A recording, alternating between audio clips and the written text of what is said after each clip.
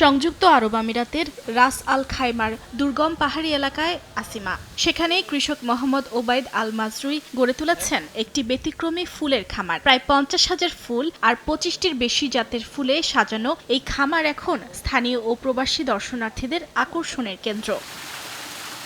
খামারের মালিক জানান, শুরুতে ইউরোপ, আমেরিকা ও ব্রিটেন থেকে ফুলের বীজ, কন্দ ও বাল্ব আমদানি করা হয়। এখন সেগুলোর বেশিরভাগই স্থানীয়ভাবে উৎপাদন করা হচ্ছে। ল্যাভেন্ডার, ডালিয়া, স্ন্যাপড্রাগন, সালভিয়ার সঙ্গে সুগন্ধি আরও নানা ফুলের সমারোহ রয়েছে।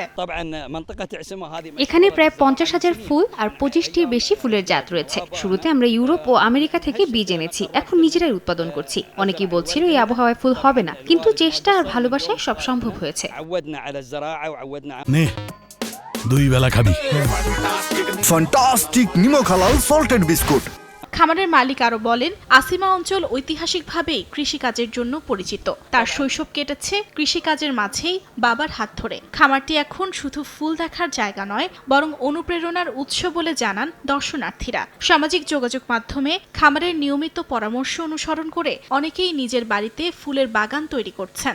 মাত্র 15 দিরহাম প্রবেশ মূল্যে এই খামার হয়ে উঠেছে শহরের কোলাহল থেকে স্বস্তির এক রঙিন আশ্রয়। অর্জিতা শেহজিন, সময় সংবাদ।